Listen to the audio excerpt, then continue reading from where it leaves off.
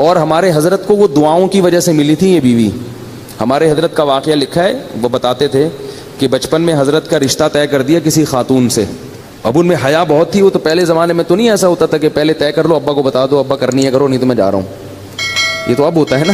پہلے تو وہ لڑکے جب بالغ ہوتے تھے, ایک تو بالغ ہوتے ہی ماں باپ ان کی شادی کی فکر کرتے تھے, ان میں حیا ختم ہونے سے پہلے ان کو گھر بار کا کر دیتے تھے. تو ہمارے حضرت کا جب بالغ ہوئے تو حضرت فرماتے ہیں مجھے تو شرم آتی تھی شادی کا نام لیتے ہوئے بھی, ابا نے کہیں ہماری منگنی کر دی, طے کر دیا. اب ابا کو کیسے کہیں ابا یہ پتہ نہیں, یہ ہمارے حضرت تو دیندار تھے بچپن سے, والد صاحب بھی ان کے فرماتے ہیں مجھے بہت دیندار چاہیے تھی, صبر شکر والی. تو کہتے ہیں کہ میں نکل گیا کھیتوں میں جا کے چپکے سے سجدے میں گر کے میں نے اللہ سے دعا مانگی, رویا اللہ کے سامنے, اے اللہ اگر تیرے علم میں یہ میرے لیے بہتر نہیں ہے تو یہ رشتہ کسی طرح سے توڑوا دے. زبان کے چونکہ پکے تھے تو خود نہیں توڑنا, زبان دے چکے ہیں, یہیں کسی طرح جان چھڑوا دے یہاں سے, اور ایسی جگہ کروا دے جو میرے لیے بہتر ہو. تو اللہ کی قدرت یہ ہوئی کہ لڑکی والوں نے خود ہی انکار کر دیا کوئی عذر بنا کے. تو پھر حضرت کی یہاں شادی ہوئی جہاں جن کو ہم پیرانی صاحبہ کہا کرتے تھے.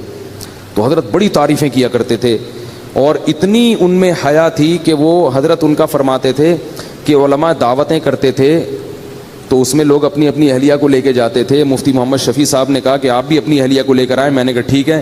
میری اہلیہ نے کہا میں گھر کی چار دیواری سے باہر نہیں جاؤں گی. بس جائز ہے جانا, یہ نہیں کہہ رہا کہ نبی صلی اللہ علیہ وسلم بھی اپنی زوجہ کو لے کے گئے دعوت پہ, لیکن ان کا مزاج ایسا تھا بھائی میں گھر میں مجھے نہیں جانا.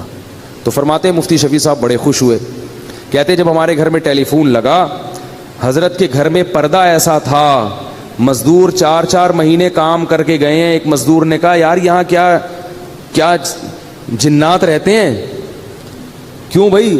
کہہ رہے میں نے 3 4 مہینے اس گھر میں کام کیا, کسی عورت کی آواز میرے کان میں آج تک نہیں پڑی.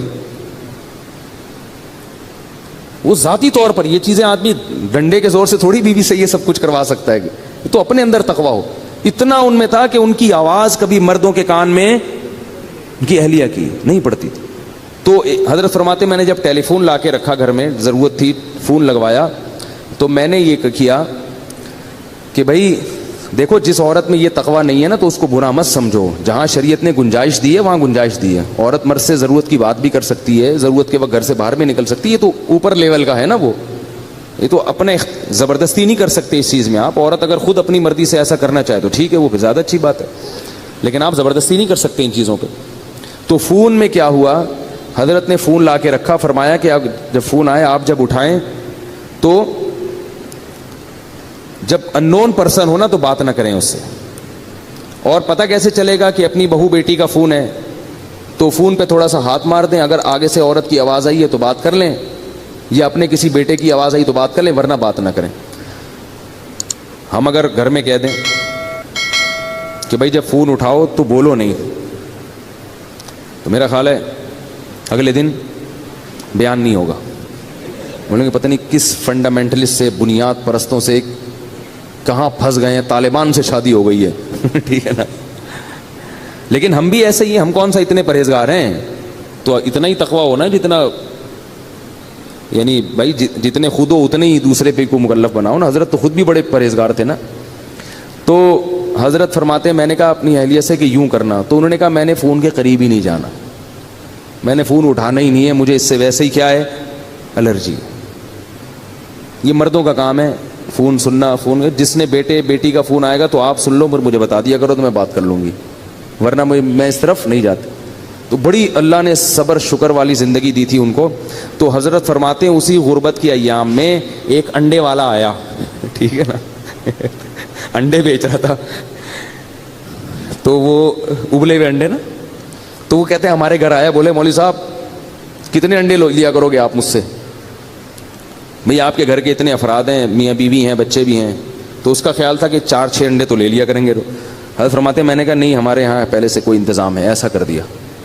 حالانکہ فرماتے ہیں کہ اصل بات یہ تھی میرے پاس انڈا خریدنے کے پیسے بولو بھائی نہیں تھے, لیکن اس کے سامنے اپنی غربت نہیں بتانی میرے پاس تو پیسے ہی نہیں ہیں.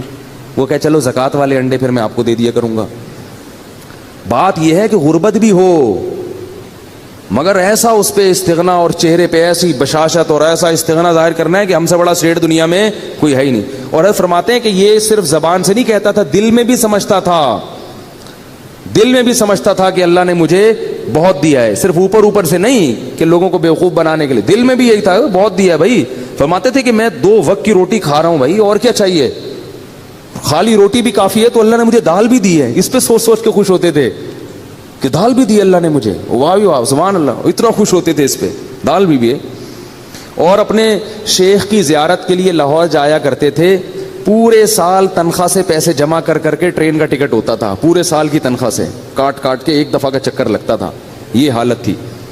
اور پھر کیا ہوا ہے کہ پودوں کا بڑے مزاج ان کے, غربت تھی مگر مزاج شاہانہ تھا, گرینری کا بڑا شوق تھا, پھول لگانے کا, پودے لگانے کا, خوشبوؤں کے استعمال کا.